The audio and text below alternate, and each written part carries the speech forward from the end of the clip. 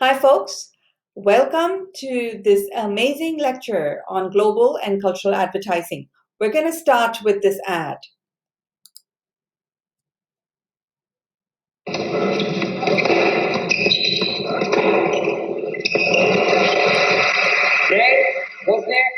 How does one of the world's top tennis players treat herself between games and continents?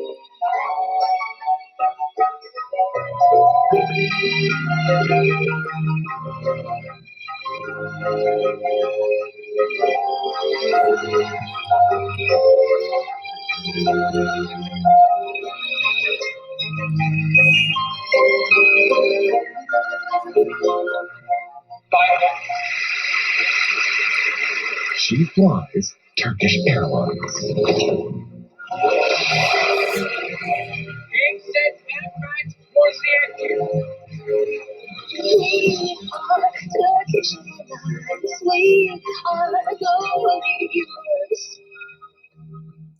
Okay, so the reason I'm showing you this ad is because this ad cannot be published in the Middle East. Okay, and you might ask yourself why. I mean, it's a regular ad. Obviously, Turkish Airlines paid a lot of money to get her to be in her ad. Why can't it play in the Middle East? And the answer to that is that, well, it's showing a lot of skin. That's why it cannot be played in the Middle East. So, what I want to do is try and focus on a few continents and get you a little bit familiar with it. And what I'd like to do is start with Middle East. Okay. Now, one thing you should remember is Middle East is not one market. It's not one country. Look at the number of countries that you're seeing in this region. Can you locate for me Egypt? Do you see where Egypt is? It's right here. Right here. Okay. Now, even within Middle East, every country is very different. Okay. So Egypt is very different from Saudi Arabia that you see right here. Okay. It is very different from Qatar, a little island looking nation, which is in green. Of course, it's not an island. This is all a desert, right? Which is very different from Beirut. Do you know where Beirut is? Beirut's right here. It's closer up here. Okay. So each of these countries are in different levels of modernization. Okay. So while some ads might do well, for example, in Dubai, which is right here, right up here, some ads would be a complete disaster in Qatar. Okay. So some things are very similar across. Okay. Traditional media is still really big. So people like print, like newspaper, right? They also like TV. People watch a lot of TV in Middle East. But slowly you're starting to see online ads getting popular in some parts of that area. Okay. Mostly you see a lot of texts, like, phone texts, SMS, MMS, which is the video version of a text. There are iPhones, so you're definitely seeing a lot of that. Bahrain, do you see Bahrain? Bahrain is very close to Qatar, right here. Bahrain is a little bit more, I would say, liberal compared to Saudi Arabia, right? Word of mouth works really well in this part of the world, okay? A lot more than flyers or print, right? It's word of mouth really, really works, okay? Um, and social media is, obviously catching on, as you know, um, because there are iPhones and there's the internet and all of that stuff. So even though it's not like one market, what we do know is there are some specific like general rules. For example, you stay away from politics when you are in this region. You do not talk politics. You should not have any sexual references either. Um, you know, Lebanon, for example, might be a slightly more liberal, but Saudi Arabia, absolutely not, right? So in Dubai, which is very, very modern, okay, A lot of airlines go through that. Emirates goes through that, for example. Um, Dubai, you can have women in ads, but in Saudi Arabia, you don't really see a lot of women in any ads actually. So you would have to adapt to the local market. Okay. Um, there are little things that you should know. Egypt, for example, they love humor in their ads, and so when we are advertising in Egypt, well, humor is important, right? Little things like that, you need to know. Okay. um, so these are the kinds of things that you need to know about when you're advertising in the Middle East. Okay. Prescription medication, for example, that you can't advertise that in the Middle East. Okay. Um, so advertising regulations are different. Okay. Okay, so but you should know what the Middle East is. Take a second, try and find Iran for me. Look at the Gulf states. Can you see Qatar again? Qatar. Doha is the capital of Qatar. Can you locate that? Um, can you find Lebanon for me again? Do you know where that is? Do you see Iraq? Do you see Iraq? Do you see Kuwait? Um, how about Oman? Do you see Oman? Okay, so it's important for you to just sort of understand the lay of the land a little bit there before we get started and we talk more about the Middle East. Okay, so let's move on then. When we use the word inshallah, which it actually means God willing, right? You may hear that on the street sometimes, and you wonder, what are they saying? They're just saying God willing. Okay. Um, just the way when we sneeze, we say, bless you. It's almost automatic. Okay, so few things you want to know about when you think about Middle East. Of course, Islam is the main religion there. Arabic is the main language. Um, so you do definitely bring in God in your day-to-day conversations, right? As we would here in some cultures. Okay, family values are very important. You want to respect elders. In terms of hierarchy, it's still very patriarchal. Men are more important in the society in general. Religion is extremely important. Food is halal, which means it's animals are killed in a specific way, and that is acceptable in this culture. And then social media for us, we use it for entertaining, but in the Middle East, it's often used to change the public opinion. Okay, so um, some of us kind of don't know enough about the Middle East, but I think knowledge is power. So learn and appreciate the culture that you're a little less familiar with, and hopefully today I will be sharing some information that's going to help you better know this culture. Okay, so women, like I said, are not absolutely not seen in ads, especially in Saudi Arabia.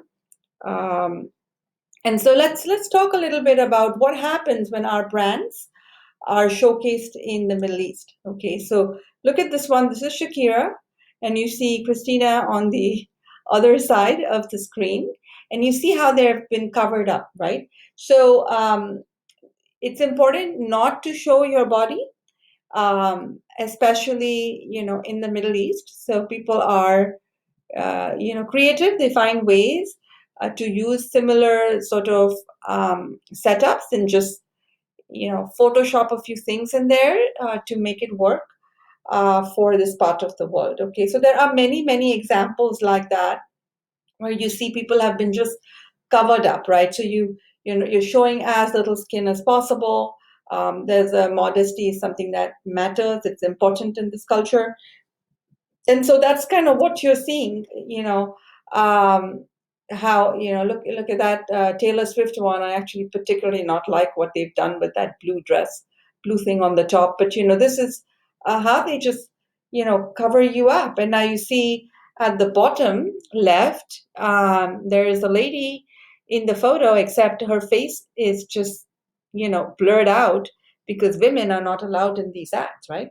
So it's very interesting to see how this culture is and how advertising has adapted and how our brands here have adapted as well to that culture so that they can go global. Okay, so let's now look at this particular ad and think about what let's talk about what you feel once you actually see it.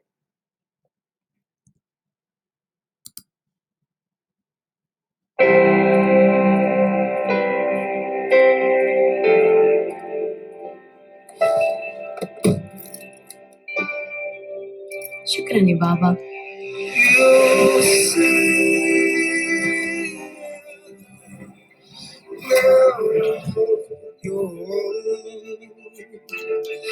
One day we'll see.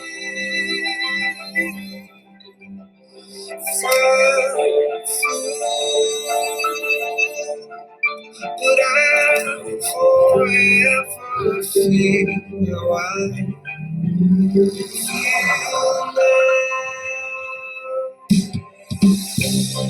I got that feeling now, got that feeling now. I'm here, I'm alive, I feel different, I got it all. I got that feeling, I got that feeling. It's blowing my mind, and I'll tell you I'm feeling good. So this is obviously a really, really beautiful ad, right?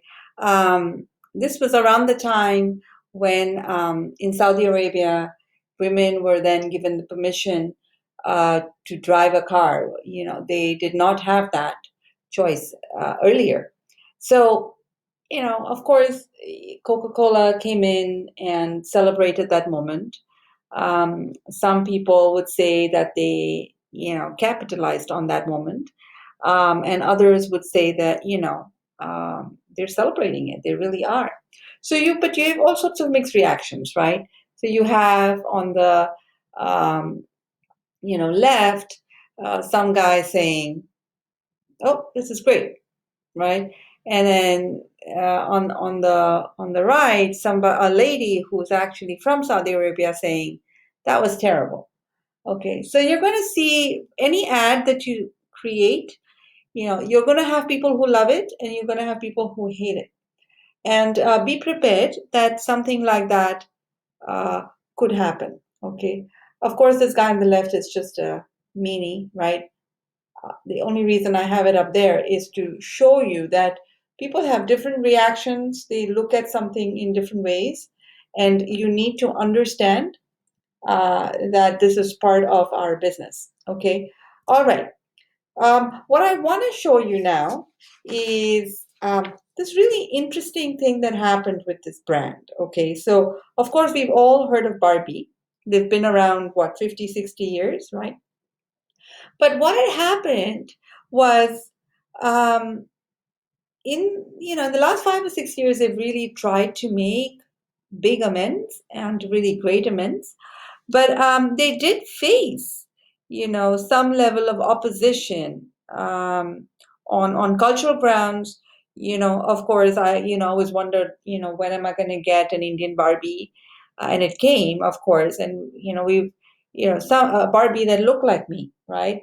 And a lot of us have that, um, they want Barbie to create a character that look like them.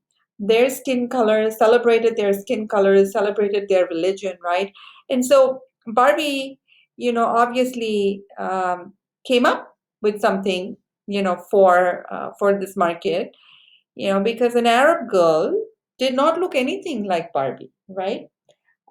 She was always covered. She had the hijab, which is the scarf that she's wearing over her head, and and finally in 2016, Barbie came up with its, first sort of hijab wearing doll, right?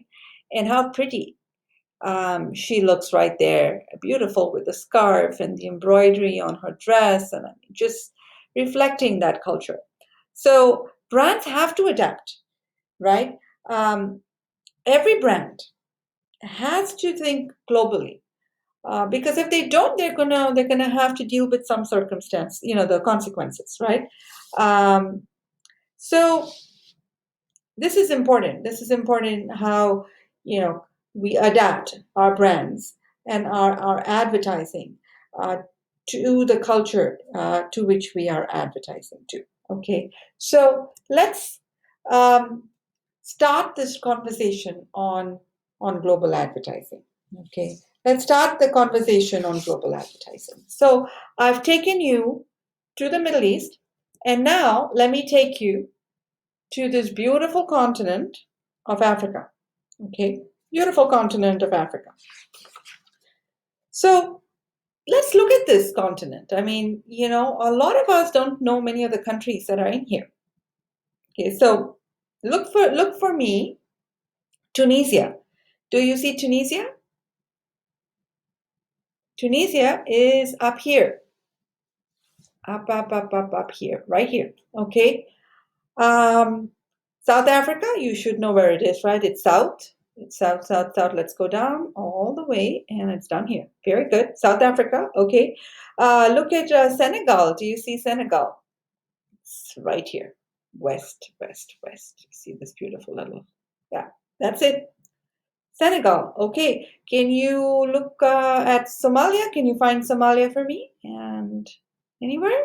Do you know where it is? Oh, good, good, good, good. Right here. Okay. Somalia.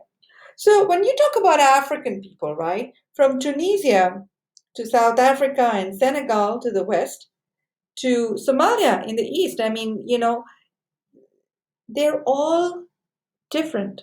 Okay. In some ways, some behaviors, some belief systems are similar, but in other ways, they're different. So my absolute favorite country in Africa is Ethiopia, which is right here. I love the food. I love the culture. I'm just in love with that culture, with the country. Okay. Do you have family who's from here? Do you know anybody who is from a specific country? Right? Think about it, because um, this area is growing. Like South Africa, for example, is definitely growing. Okay, but some of these, in terms of proximity, let's see where we are. Okay, so this is the Middle East right here. Okay, this is the Middle East. You see Baghdad is right here.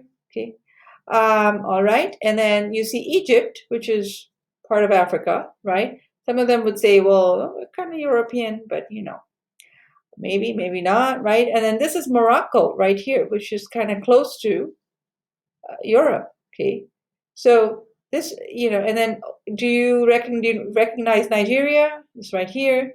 Kenya, most people know of Kenya. Oops. Um, okay, very sensitive cursor. Okay, so, oh, and Madagascar, do you see Madagascar? Right, it's down to the right. Okay, so let me tell you a little bit about a brand that went to Africa, okay, years and years ago. All right, and so this is a very popular brand, right? Gerber. All right, and there's always a Caucasian baby that is on its cover. It's been for years, right? It's baby food. So these guys, they decided to go to Africa. All right, and what you should remember is, even now, I mean, there are parts, many, many parts, many countries in Africa where partially the population is illiterate. Okay, and when Gerber actually went there years and years and years ago, um, yeah, there was a lot of illiteracy. Okay, so in general, what most brands did was they put the picture of their product on top of the packaging, so people knew what was in that box, right, without really reading because they couldn't read. So when Gerber went in, guess what they did? They did not change that face. Okay, so that was their sort of logo, kind of, right? Very recognizable. And they had a big problem. It was catastrophe because people started to think, "Oh my God, like does this product contain babies?" Right? Devastating. So this is a good example for us um, that helps us understand that when a big company, it can really fail in its marketing and advertising if it doesn't really do the market research that it needs to do before they go into these markets, right? Especially new markets. So just wanted to make that point that market research is important. This was many, many years ago. You might be doing something next year. In any case, understanding the market, your customers, is extremely important. Okay, so let's move on then. I will take you to Europe. That is the map of Europe. Okay. Now, can you recognize the red portion in there? That is a country. Any ideas which one that is? Any guesses? It's Germany. It is absolutely Germany. Okay, so let me tell you about something that happened in Germany. Okay, but before I do that, let's look at the map of Europe. This is almost like a geography lesson, almost, right? So next to Germany, you see France, you see Spain. Can you locate them? Up there is the Scandinavian countries, Norway, Sweden, Finland, right? You see the United Kingdom, which is where London is. And then go down. Do you see that long strip? That's Italy right there. And then you see how Spain is connected to Morocco, which is right down here. Okay. And Morocco, as you know, is Africa, right? And then when you look at Turkey, which is right here, very close to Turkey, are all the Middle Eastern countries, right? Iran, Syria, Iraq, right? So are you starting to kind of situate yourself on this map to see where Germany is and what is around Germany? Okay. All right. So let's then move to a specific product now that you know where Germany is. Okay. This is Puff. We all know what Puff is, right? So Puff decided to introduce its product in Germany. Do you know what Puff means in Germany? Any idea? Oops, not a good idea.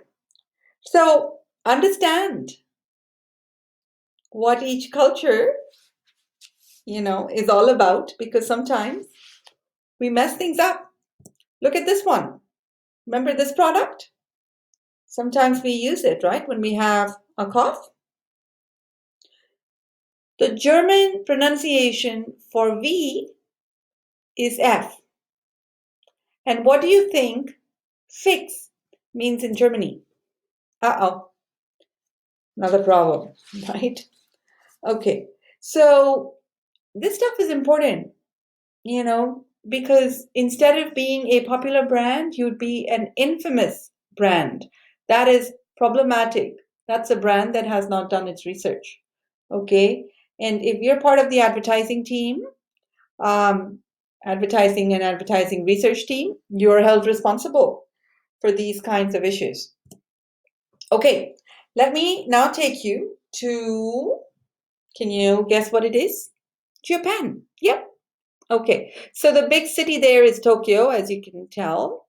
Many, many, many small islands there, very close to China, very close to North Korea and South Korea, right?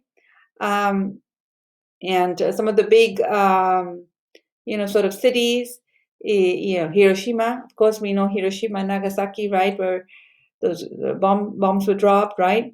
And then you probably know Hokkaido, which is that big island up there, right here. Okay. And then Kobe, do you see Kobe? That's where the Kobe beef comes from, right? And then there's Osaka, you may have heard of Osaka as well. So these are, very popular islands. Japan, Japanese have always been so amazing at technology. So amazing at technology, okay? So in the mid 1990s, people everywhere they were just still talking about, oh my God, we have like a home computer in our house, right? That was a big deal, getting a computer in your house, a desktop. That was a big deal in the 1990s, okay?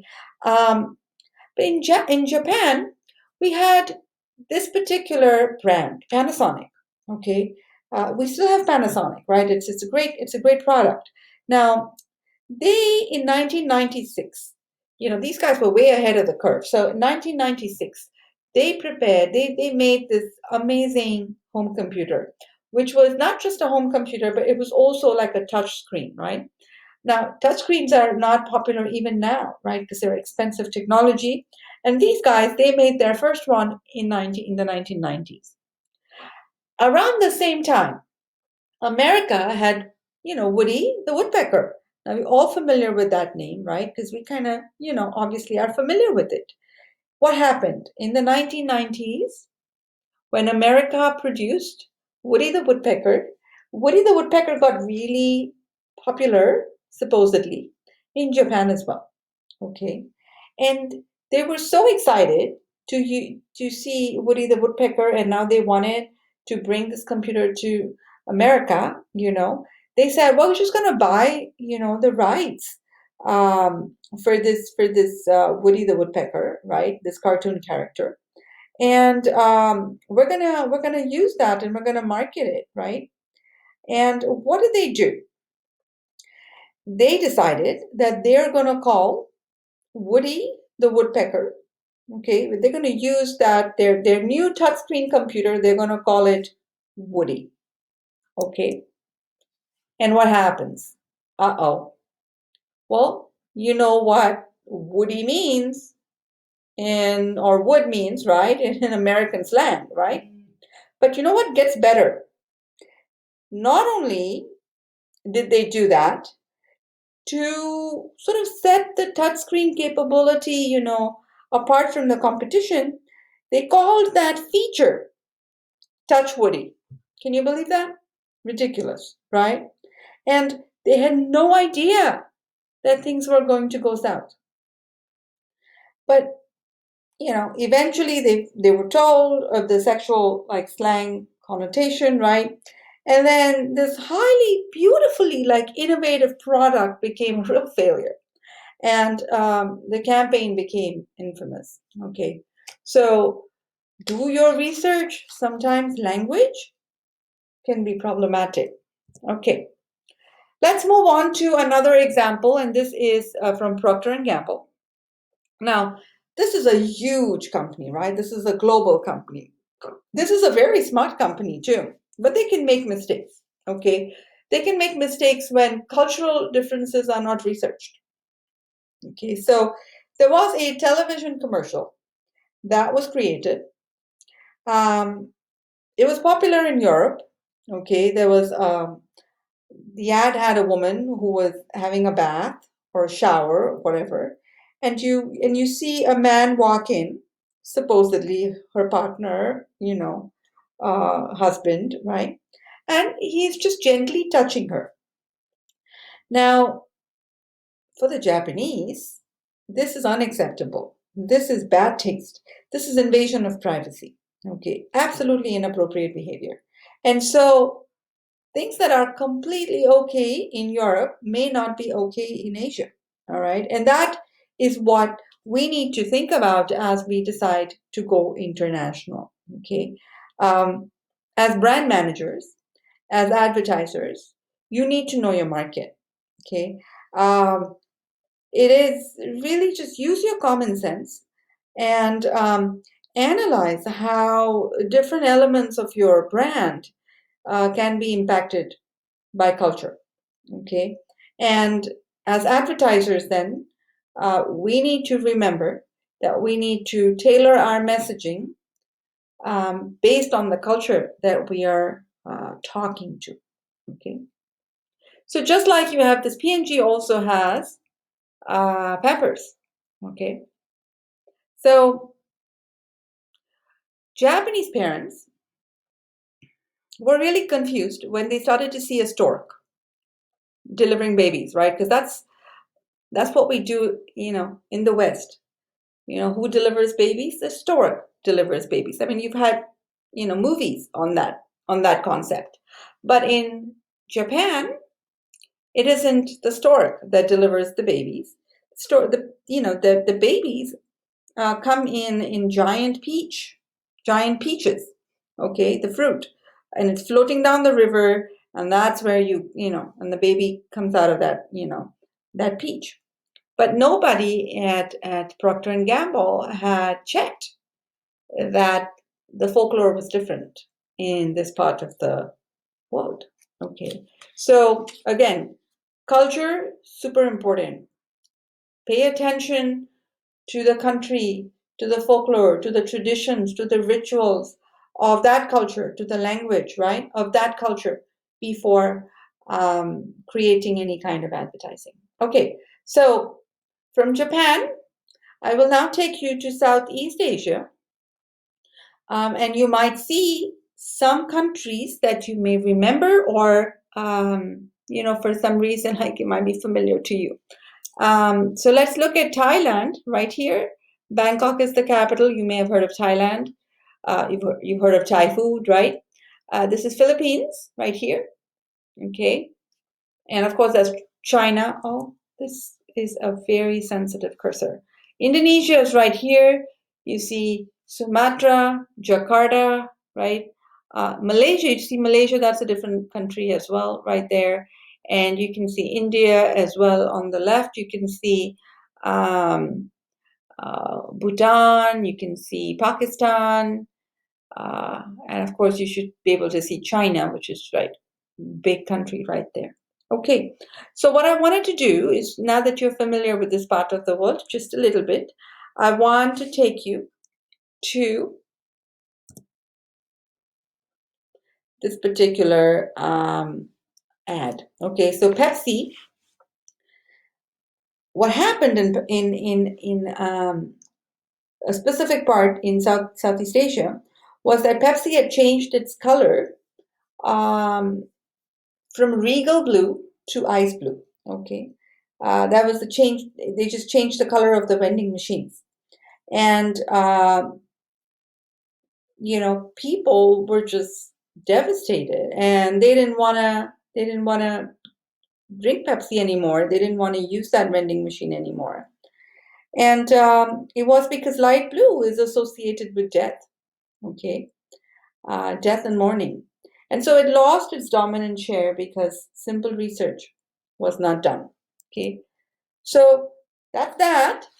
And now this is China, isn't it? Okay, so I'm taking you to China. What should you know about China? What do you know about China? Let's think about it, okay.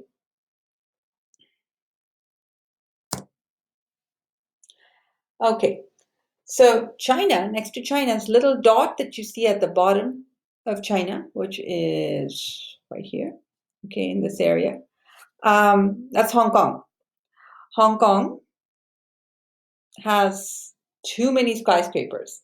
I mean, it's like New York City on steroids, okay. China is pretty big, pretty much, as the US.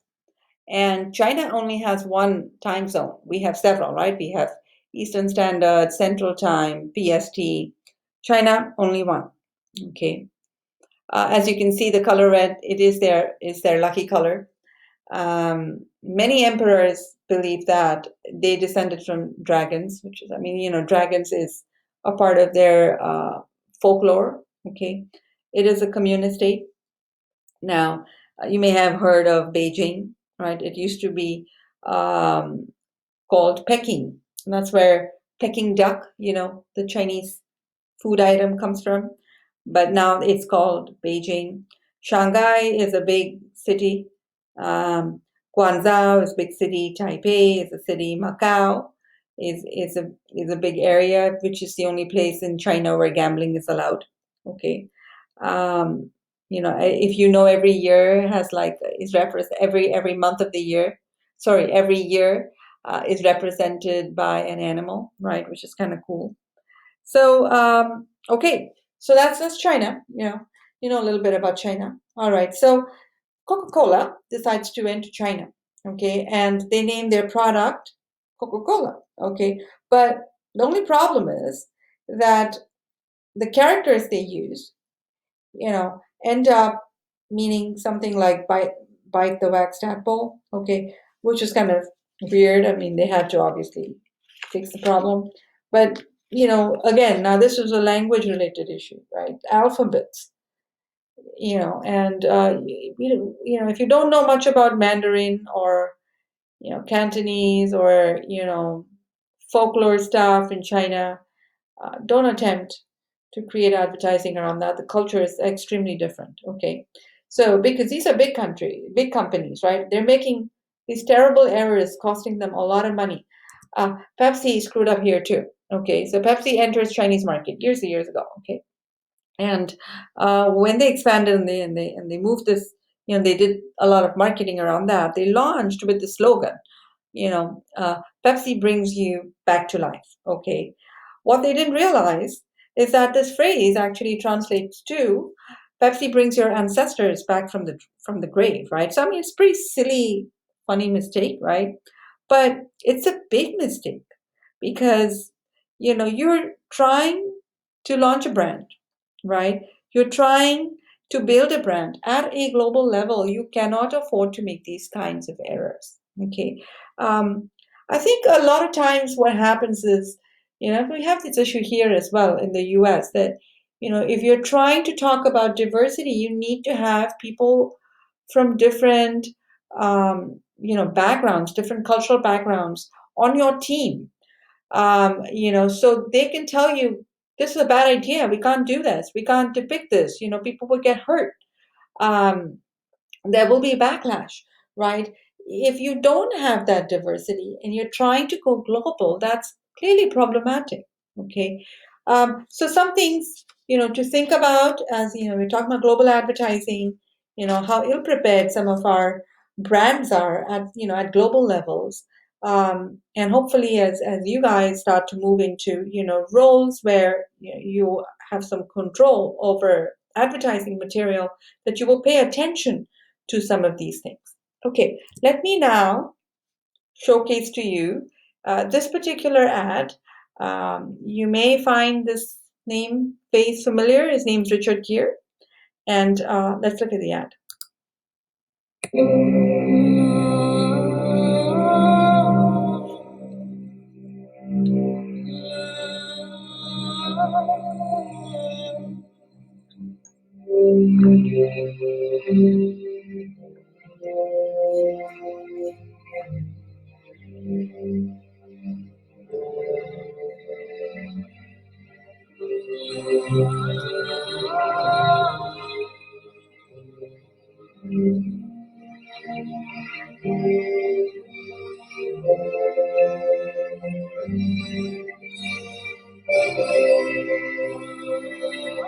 New Lancia Delta, the power to be different. Okay, so you may or may not have heard, it is, they called it the Lancia Delta, okay? And this is Richard Gere, very famous Hollywood actor, right? And the ad, I mean, Lancia Delta is actually from Fiat, okay? So Fiat released an ad in Italy, okay? And what did the ad show? It showed that this actor, Richard Gere, he drives this Lancia Delta, this car, from Hollywood all the way to Tibet. Okay. And how do you think this ad did? Well, the ad was really, there was a big backlash in China. And it was because, the Chinese, there's a history, okay? China and Tibet, they have a history. So let me give you a quick 2-minute conversation on that before we move on. So this is Tibet, okay? It's very close to India, and this beautiful man that you see is the Dalai Lama, okay? And he's a peacemaker, peace builder, monk, Buddhist monk, and he is very close. Richard Gere is very close to him, and considers him his guru. Okay, now Dalai Lama is saying, he's from Tibet, and he says, "Free Tibet, leave Tibet alone." And China is saying, Tibet belongs to us. Okay, so this fight has been going on for a really long time, and Dalai Lama, the holiness, I think that's what he's called. He, now lives in India, and he has a government in exile, and which he runs from Dharamsala in India, in northern India. Okay, so you can see the proximity, and then so that's kind of makes sense. Okay, so when you see Richard Gere with Tibetan kids, the Chinese are saying, "Oh my God, I'm not going to buy this car ever again." Okay, so Richard Gere is kind of disliked in China because he's an outspoken supporter of Dalai Lama. Okay, and so there was a big uproar with that ad, that they said they would never buy a Fiat car again. So now you don't really see Richard Gere in most ads, right? Because China is a pretty big market. You don't even see him in a lot of movies. The Chinese won't watch a movie with Gere in it. Okay, so yeah, it's kind of sad, but something that you should know when you create ads, and what associations people have with those ads, and why that could be problematic. Okay, let me now take you to this Victoria's Secret's show. Okay, now take a close look at these photos. What you're seeing are dragons. You can see dragon wings, you can see dragon head, you can see dragon shoes, boots, right? So this was at a Paris, fashion show, and Victoria's Secret was trying to just sort of fool Chinese consumers, right? And they were trying to do that by showcasing, like dragon-themed lingerie, all right? And so you're seeing a lot of supermodels there, on the runway, and they have these dragons wrapped around their bodies. Okay. Now, you would think, oh, that's sexy, right? Unfortunately, Chinese consumers were just, disgusted. They thought it was tacky, okay? They said it was like, it looked ugly, that it did not represent Chinese culture, right? And there's some truth to it, because we should pay attention to, the stereotypes, and, how stereotypes are not really, uh, representative of a culture. Okay, so just think about those things as you create, any kind of advertising. And you show somebody, who's, from a specific culture with very specific stereotypical elements, right? Like, a Native American with feathers, all right, or a Mexican individual with, you know, the hat that we wear, right? So think about that, because people don't often like it. I mean, there are other things that you can talk about about that culture. Doesn't have to be those stereotypical elements. There's one brand that has done it well. Have a look.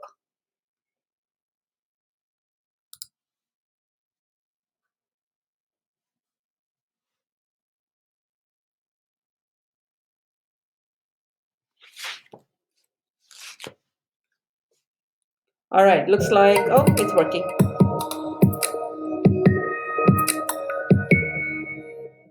大家好，我是陈燕婷，我是一位设计师。这一次在合作的时候，我就希望能把 Timberland 这个大树结合了这个传统的团圆折剪，有象征中国团圆圆满的一个想法。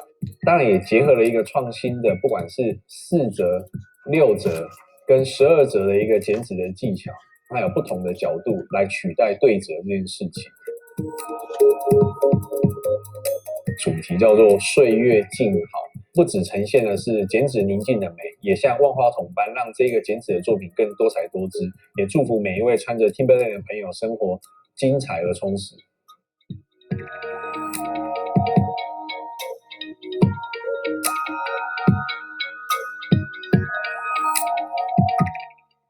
So it can be tastefully done, right? So be sensitive, take some of the traditions of that specific culture and try to connect it with your brand. Okay, in the next slide, next video, I'd like to talk about Israel. So I'm going to stop here.